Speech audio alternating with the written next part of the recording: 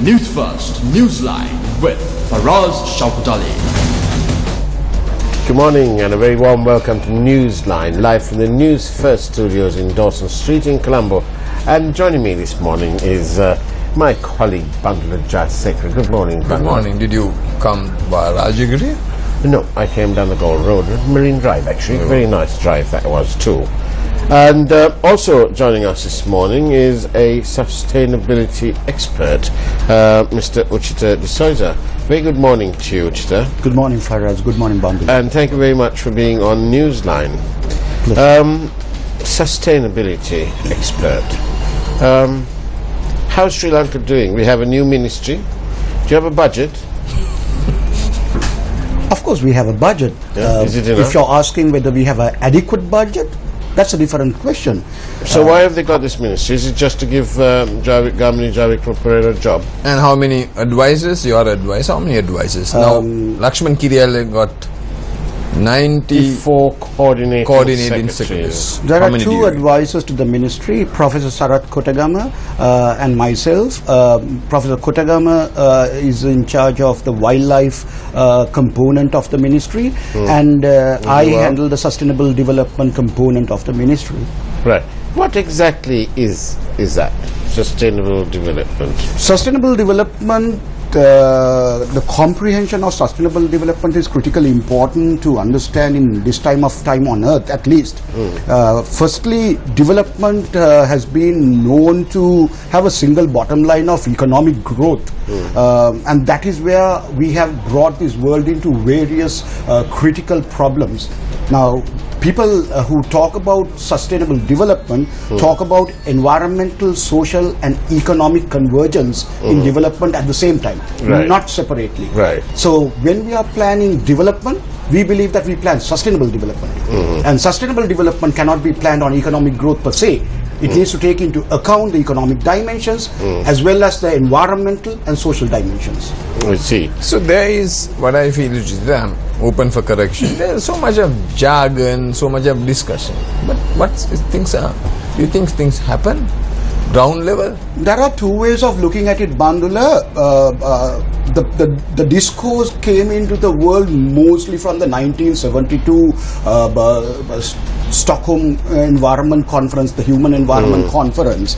And if you track down the last 40 plus years, and if sustainability was not discussed and disclosed and deliberated and measures not being brought in, what the world would have been is also a question to ask.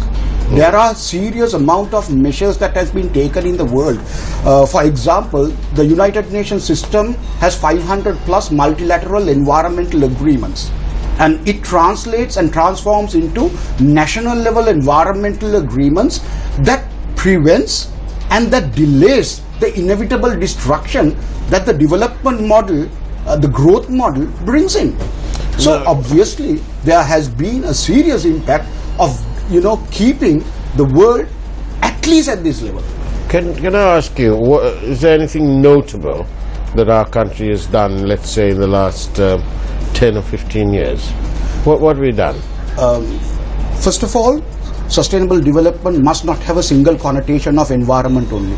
Right. Let me get into the social or the economic dimension and bring in where Sri Lanka has performed. Poverty, eradication. Probably we have not eradicated poverty, but we have tremendously reduced poverty in this country. There's still over a vast number of people whom Newsfirst found all over the country. We call them the forgotten people, identified during our Gammada door-to-door campaign. If you were with us on there, you wouldn't be making a statement to say that we've made any inroads into poverty alleviation. That I can't agree with Faraz, because I think if you go to Africa, the continent, if you walk around Mumbai or Calcutta or the favelas in Rio de Janeiro. But the forgotten people don't care about those people in Africa or Mumbai or Calcutta. We're talking about Sri Lanka. We are not interested in Africa or India. Those people don't want to know. It's a bit like every time we ask a question from this current government's ministers, they all say, oh, well, during the Rajapaksa years this happened and this happened there. Oh, rubbish. complete tosh. Why Talk should about we? Why should present, we? yeah. Why should we Present. dwell into the past? We can learn from the past, yes, but we don't have to keep saying the whole. So it's the same thing. The people who's suffering, these forgotten people, the people who get drowned out around 4 to 5 times in a year, in particular, for example, because there's not enough drainage systems and so on, they don't care. They don't stop to think that, oh, well, you know, in Calcutta it's worse, or in Africa it's even worse. They want to know what their government is doing today. For us, there are a couple of things. I don't think people are forgotten. I think people are numbers in some context. People are not numbers in some context. Where poverty happens, you would see that some people are insignificant in their numbers. And then you will see that some people are marginally significant. So someone can wear a pair of Nikes at a very low price in the world. Now, that is what the development growth model does. Now, why do we have to look at the rest of the world?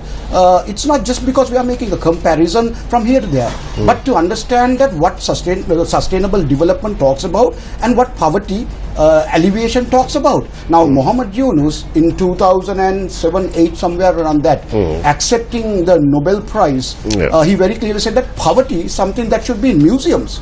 It should not be here. Now, Sri Lanka has not eradicated poverty. I said this at the outset of my statement. Now, it does not mean that Sri Lanka has done nothing. Sri Lanka, I'm not talking about this government or that government. That is not my alignment in any case. I'm an independent person, and I think and I will say what I believe in. So, in that context, I think Sri Lanka's beyond indicators, we have achieved certain levels of well-being of people where we don't see in certain areas where the issue is so hard to solve, so bad. So that is one part of the good side only, but there's a lot that we need to do in this country. And is this this whole notion, this concept of sustainable development and all that, is it a Western luxury? I think where we get lost in this discussion and the discourse is that we are getting into the technical language and we are looking at the multilateral dialogues, the global dialogues, and saying sustainable development is new. Sustainable development is not new. The kind of places that we come from historically, we have been living sustainably. Now, the reason that we have a low ecological footprint in this country simply is because we have a historical upbringing which says that we should not be destroying our environment, not because we have great wisdom during the last 50 years in thinking. Do you need Monteros and all these for sustainable development? How many vehicles have you got in your ministry? Like all this, do you need all these big vehicles? First of all, I hope you don't. Yeah. No, we need to ask because it's a new ministry. Yes. You know how many vehicles do they need all these? Yeah, I'm not using a government vehicle in the first place. No, but I'm asking about the yeah, ministry. and there are Monteros in all ministries, and I think we should get rid of that. And the other thing is that, you know, if you go to India and you will see the ambassador being used by the bureaucrats, but then you come to see whether the ambassador is a sustainable vehicle as well, because its engine is powerful and it burns fossil fuel more. The same thing is done by a Montero or any SUV. Now, how would public servants travel, transport in their work? So probably that's a discussion that needs to be taken place at the highest level when the budgeting is done. But you know, Uchita, well, I hear what you're saying, but unfortunately, what I hear, what you're saying, is not reflective when I travel around our wonderful country. When I travel around our wonderful country, I am deeply troubled. The absolute levels of poverty, it's awful. And there's only so much that 1 or 2 or 5 or 10 or 100 people can do. I mean, our organization has got involved from time to time in disaster and relief management and so on. But, you know, we need something more. We can't possibly see these people. Just try it out. When you go out of here, Go and park somewhere here, and a parking attendant will turn up and ask you to give you a ticket. Just chat to that person. And ask them how much they earn. Do you like to have a Montero? Do you like to have? He's back again Actually, on it's Montero. not on the Montero, but I think... No, but because I'm sorry I have to, but do you like to have one? No, I don't have one. I could have got one from the ministry if I wanted, that I don't have one. You don't so, have, but you don't like it. why a Montero? Why aren't we talking about a Mercedes then? Yeah, so that's what. Do you like to have You a know? Mercedes? Do you like to have a Mercedes? I don't think so at this time. You don't. And then what about this? Some of these big NGOs, they have that. Do you need that to serve people? Yes, why do they need all these four-wheel drive vehicles? We're not in Africa where we have vast savannas to go off-road and so on.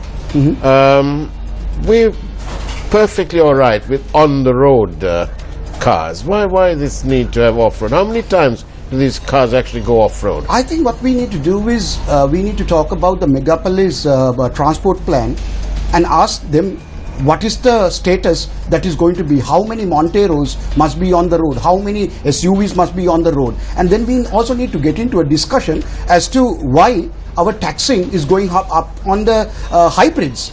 Now those are better questions, I think. For sustainability. Of course, yes. Of course, we quite agree. And I think why should we have private transport more focused rather than public transport? And then I think that is the discussion rather than whether I like a Montero or not. So to start from you, that's what, since you're advised. I don't have a Montero. I will not take a Montero. And it's like very interesting. Viewer is telling Mr. Uchita Disoesa, please don't be defensive.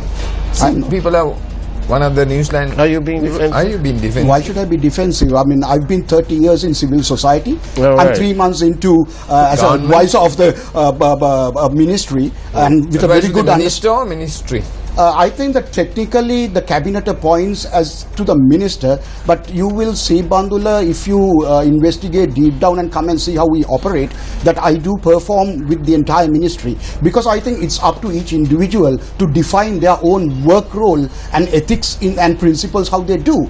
And the fantastic opportunity that I have got is that there's a blank sheet on the table, and I have a great team to work with a secretary and a minister who's supportive but obviously by necessity your role involves liaising and talking to many of, or indeed all the other ministries. Absolutely. So how well are you received? Are you perceived as a bit of a nuisance by the other ministers? Let's accommodate Gamini because he's old and he's an institution. Faraz, let me invite both of you to tomorrow to the first the launching of the first ever National Sustainable Development. It's at Water's Edge. So why do you want to go to Water's Edge? Why do you want to go to Let me explain that, Bandula, as well. Let me explain that also, which is a very good question, and I'll answer that as well. First of all, let me complete my sentence. We are launching a National Sustainable Development Engagement Platform, a policy forum where we bring in all stakeholders. English, or are you going to use Sinhala and Tamil? It's open only in English. It's open to all three languages. Yes. And are you going we to are present bringing in the report going to be in English only? No, we can do it in all three languages. Yeah. That's so you're going to do it in all three languages? All three languages. Okay. Yes, we are going to start in all three languages, and we are going to give the option to people to do it in any language they want. Right, and we are bringing in political leadership, we are bringing in bureaucratic leadership, we are bringing in civil society, business and industry, Are you going to bring politicians who cut trees, who go to Wilpattu? Are you going to bring politicians like that? That is up to you. But let me tell you the second part. I'll answer that. The second part of it is transformation dialogue. Anyone who destroys the environment is not a discourse leader in transformation.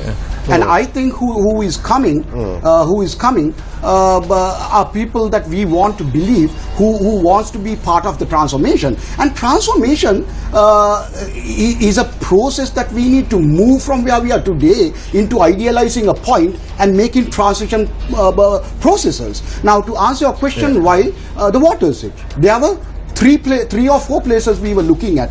Apegama, where we had one event which asked for more money just to have 8 hours in the hall. And they don't have the facilities to run it because for reasons that you will investigate. Second is we were looking at the BMICH, where again the pricing was high and the conveniences were not there. We went into Water's Edge and then we found the bottom line, the base for the base amount, the food which we could not afford anywhere else, gives the hall and everything. On that note, we're going to let me finish this also for us. we need to Yeah, go we'll in take a for a break, commercial break. Okay. On that note, we'll take a short commercial break and come back to Uchita de Souza on Newsline. Yes. Do stay tuned. Okay.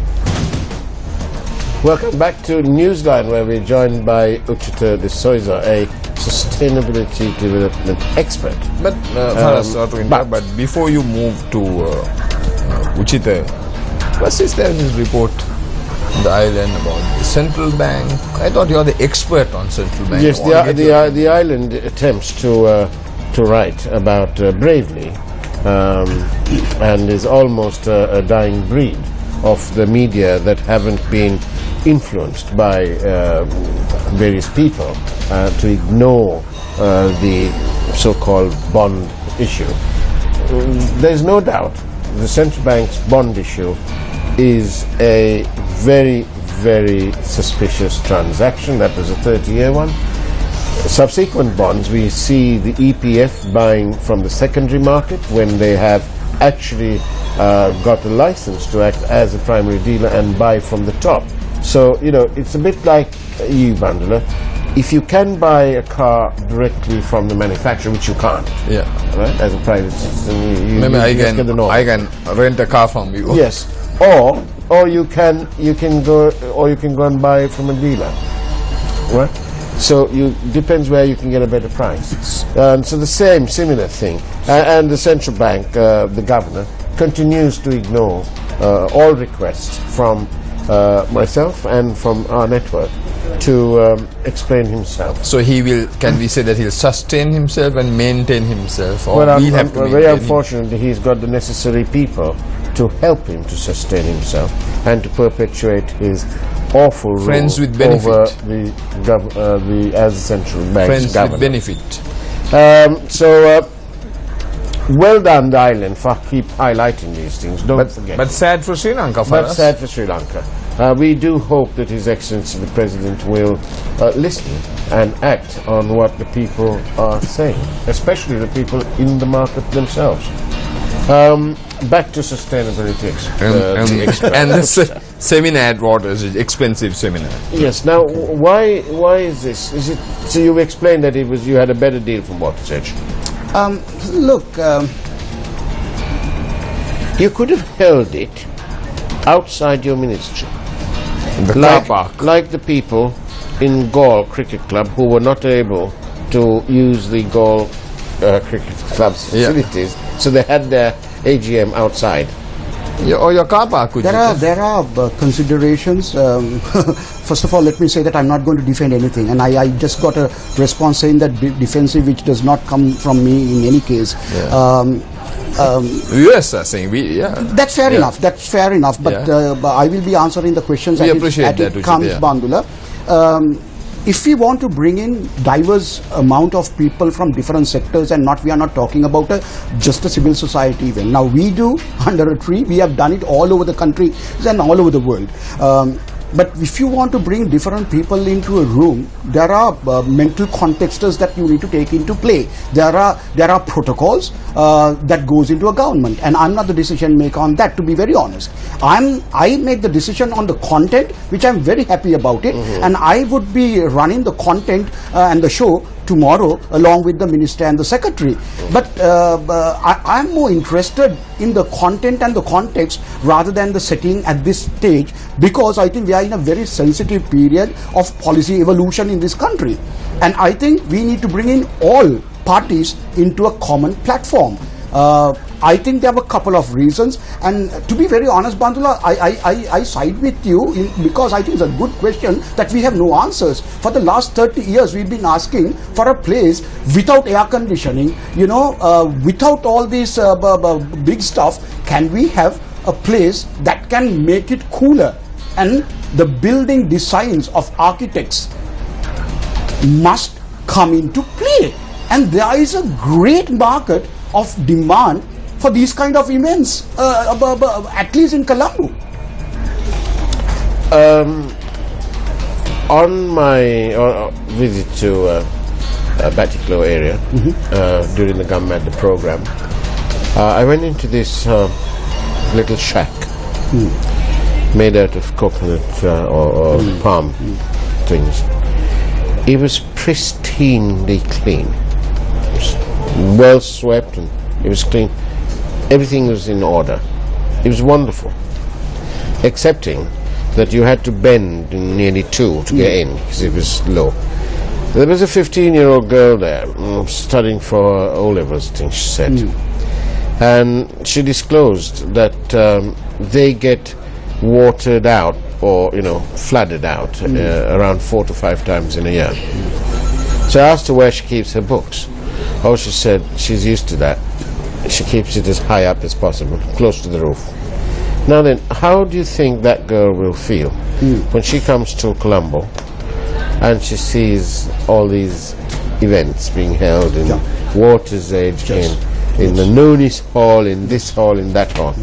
I think she'll be moved 2,000 per head, it will be. Do you know, It's more than that, which there was, It's 3,000 per head. 3,000 per head. It is heartbreaking, heart-wrenching when we travel to these places and see the absolute levels of poverty that these people, for them it has become almost a way of life.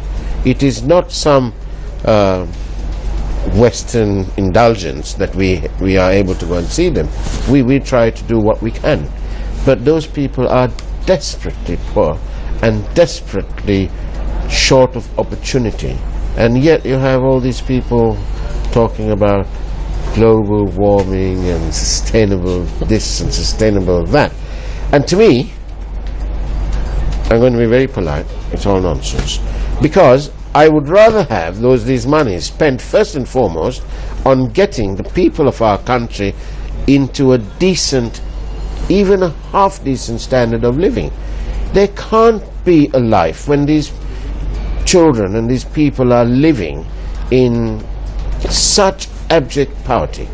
He was there. The cameraman was there. All of us were there, of our own volition, and it was sad. What do you have to say about that? For us, there are two sides of what you said. First is that, habitation and putting people in places where rivers should flood and taking away from them their livelihoods of living as dignified human beings. These are the two sides of what you said. First of all, the poorest out of the poor are the ones who are most affected and will be most affected by global warming. So it's not about whether poverty comes first or global warming comes first in our approaches. That is why we talk about sustainable development, because we have gone into saying we grow first and then we look for answers, and through the growth that we have, which has not worked on earth. And this poor girl that you are talking about is not the poorest on earth from what I can see, because she has a house somewhere and then she will have a shack. But look here, there are people without shacks also, and that is the dangerous part of this, because not that they are marginalized, they are disappearing. Now those are the kind of discussions we need to come into. I'm glad that if MTV is going there into their homes, but for us now, what is the discussion we want in this country? Do we want to grow more? Do we want to earn more money, and then are we going to continue distributing? Or are we going to do flood relief every 3 months to 6 months in this country? Or are we going to look into the future and say that we need to have better planning, and we need to have better strategies that includes that girl as well? For the last 2 days, we brought in a young group of people from different places, from the eastern district to southern district to Kandy and so on, who are going to be in the forum that you are talking about, that we are talking about tomorrow. And I asked one question from one of the young people. I said, how would you live differently in 2030 when the transformation would have happened according to the agreement that 193 leaders put their signature on last year?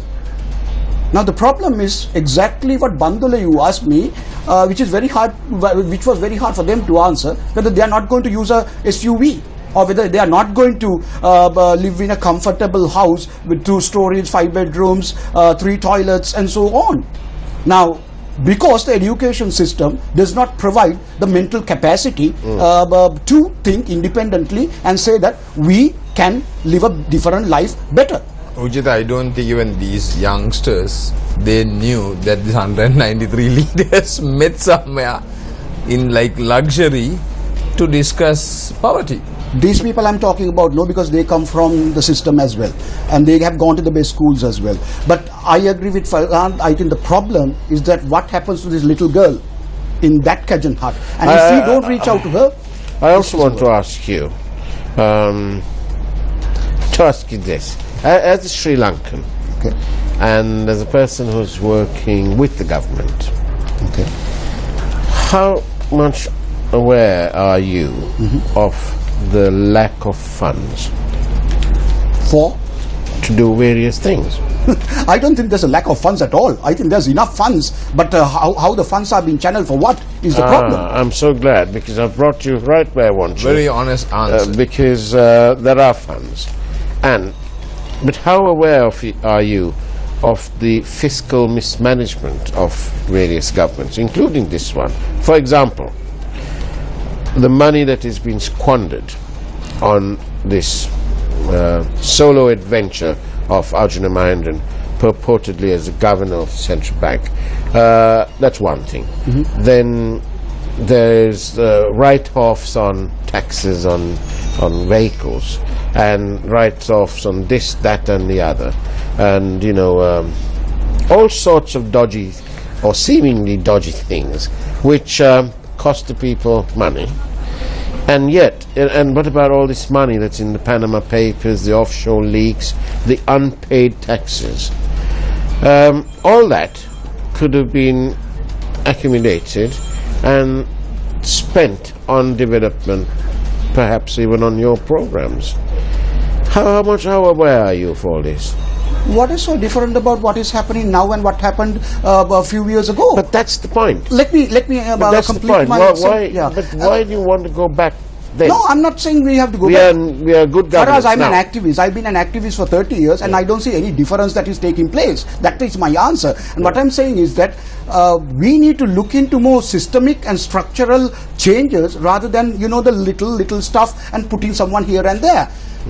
The corruption is embedded in this system. And that is why the growth model has sustained. That is what the whole development paradigm is all about. It is designed with space for corruption. It has space for poverty. It is designed, embedded poverty into it, embedded corruption in it. That is the transformation dialogue that we want to have. And why should I be the sustainable development advisor in this government? There are many people who could have come in. Why should I have been taken as an advisor? I come from activism, because I think probably there was a discussion somewhere that they needed an honest intervention. The only thing that I can do is give an honest intervention, hardly that it feels. Do you have a free hand, Uchita? I do have up to now. Up to now I do have. The It might- moment it that I might don't change. have, I will It might walk out. change this morning after It doesn't this, matter. after they What see does the it matter? program. For an activist, it doesn't matter the context or the place. My activism had been happening for 30 years before. But then I need to walk into a position and a process with great hope. You don't walk into a position without hope saying that it is negative.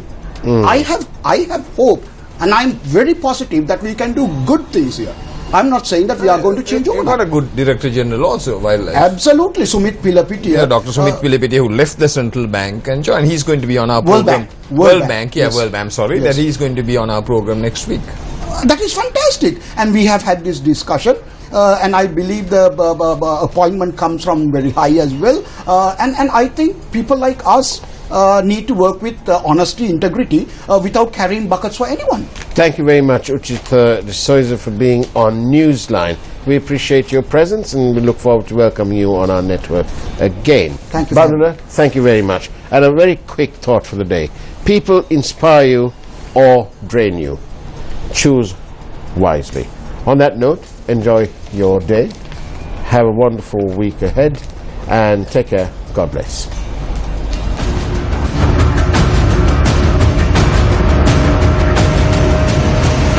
News First Newsline with Faraz Shaukat Ali.